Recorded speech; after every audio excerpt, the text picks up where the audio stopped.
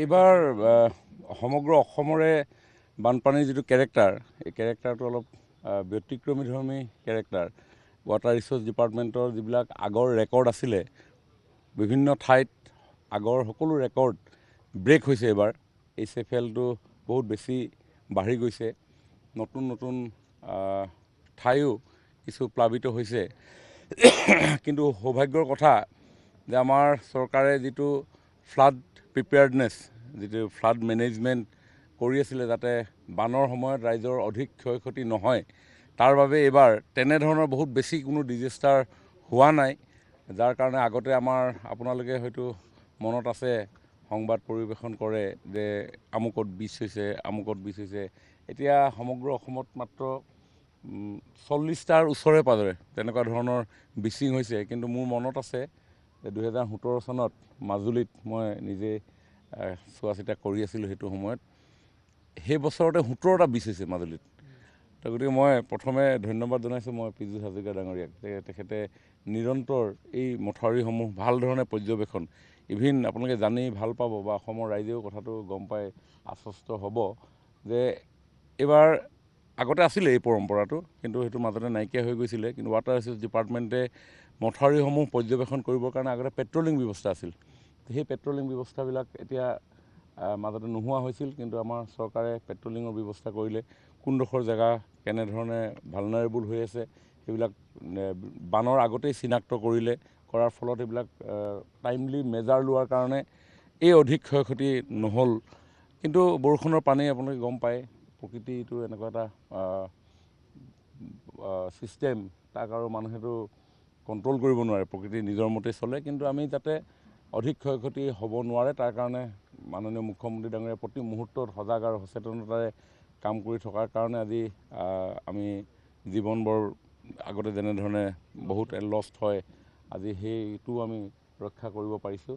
আৰু এই মুহূৰ্তত যিসমূহ ফ্লাড এফেক্টেড ৰাইজ আছে, তেওঁলোকে কোনো কাৰণতে কোনো ধৰণৰ সমস্যা, তেওঁলোকে খোৱা বোৱাৰ সমস্যা, তেওঁলোকৰ স্বাস্থ্যজনিত সমস্যা, ইভিন পশুধনক লৈ বৰ বিশেষ মানুহ কনচাৰ্ণ নহয়।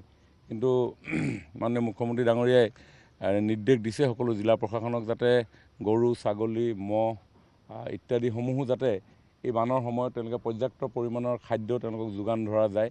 তাৰ কাৰণে কেটেল ফিড সকলো জিলাতে দিয়া গৈছে, পৰ্যাপ্ত পৰিমাণৰ আছে। আৰু আমাৰ শিৱসাগৰ জিলাতো প্ৰায় কিমানখন গাঁও আছিল, 30, যোৰহাট জিলাতো প্ৰায় 40 ভিলেজ আমাৰ তো তেনেধৰণে অলপ আক্ৰান্ত হৈছে। প্ৰায় 40,000মান মানুহ আক্ৰান্ত হৈছে। গতিকে এই সকলো লোকক সম্পূৰ্ণ ৰূপত এই মুহূৰ্তত চৰকাৰৰ তৰফৰ পৰা যিমানখিনি কৰিব লাগে গোটেইখিনিয়ে কৰা গৈছে। মই যোৱা কালিও তাৰমানে য'ত পানী হৈছে, আৰু এটা মই ছিগনিফিকেণ্ট কথা আপোনালোকক জনাব বিচাৰোঁ। মই যোৱা এসপ্তাহ বানপানী অঞ্চলত ঘূৰি আছোঁ, ডিব্ৰুগড়ত ঘূৰিছোঁ, শিৱসাগৰত ঘূৰিছোঁ, যোৰহাটত ঘূৰিছোঁ।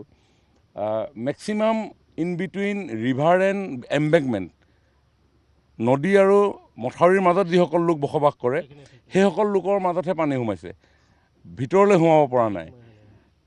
উপায় নাই, তেখেতলোকতো পূৰ্বপুৰুষৰ পৰা তাত বসবাস কৰি আছে আৰু প্ৰত্যেক বছৰেই তেওঁলোকে এই দুৰ্যোগৰ মুখামুখি হয়। আৰু সেইটো কাৰণে আমি বানপানী হৈছে বুলি আমি এটা দৃষ্টি আমি যদিও চাওঁ, অন্য দৃষ্টিয়ে যদি আমি চাওঁ যে মথাউৰিটো এইটো কাৰণে নিৰ্মাণ কৰা হৈছে যাতে ভিতৰলৈ পানী নোসোমায়। আৰু নদী আৰু মথাউৰিৰ মাজত ডেফিনেটলি পানী আহিব, তেখেতলোক এফেক্টেড হৈছে। কিন্তু মুখ্যমন্ত্ৰী ডাঙৰীয়াই এইবাৰ এটা খুব নতুন চিন্তা তেখেতে এটা ইতিমধ্যে বেকত কৰিছে কেবিনেটৰ সন্মুখতো। প্ৰেক্টিকেলি কিমান হয় নহয় এইটো আলাপ আলোচনা কৰাৰ পিছত গম পোৱা যাব।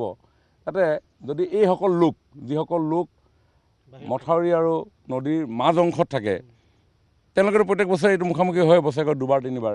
তেওঁলোকৰ যিসমূহ বাসস্থান, সেই বাসস্থানসমূহ যদি আমি ৰেইজ কৰিব পৰা যায়, কাৰণ আমাৰ ডিজাষ্টাৰ মেনেজমেণ্টৰ নিয়ম অনুসৰি ছিভিয়াৰলি ডেমেজ হোৱা ঘৰবিলাক আমি 1,20,000 টকালৈকে আমি দিওঁ। আৰু এইসমূহ ঘৰ মেক্সিমাম ছিভিয়াৰলি ডেমেজেই হয়।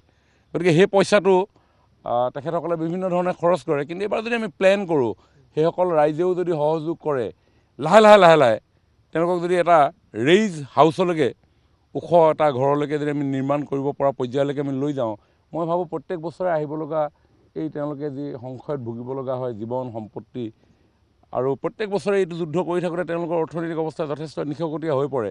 কিন্তু এনেধৰণে যদি আমি 2-3টা বছৰ আমি কাম কৰোঁ, মই ভাবোঁ এই নৈপৰীয়া ৰাইজৰ এই যিটো এটা ডাঙৰ চিন্তা, এই চিন্তাটো লাহে লাহে নাইকিয়া হৈ যাব। গতিকে মুখ্যমন্ত্ৰী ডাঙৰীয়াক মই ধন্যবাদ জনাইছোঁ, আৰু সেইকাৰণে তেখেতে দিনে ৰাতিয়ে ইফালৰ পৰা সিফালে গৈ আছে। আৰু যেতিয়া যোৱা যায় ক্ষেত্ৰভিত্তিক যেতিয়া দৃষ্টিগোচৰ হয় বিষয়বিলাক, নতুন নতুন চিন্তাৰ অৱকাশ ঘটে, আৰু এইটো এটা নতুন চিন্তাৰ এবাৰ অৱকাশ ঘটিছে। গতিকে মই ভাবোঁ যে ই এটা ডাঙৰ আমাৰ পাৰ্মানেণ্ট চলিউশ্যন হ'ব পাৰে।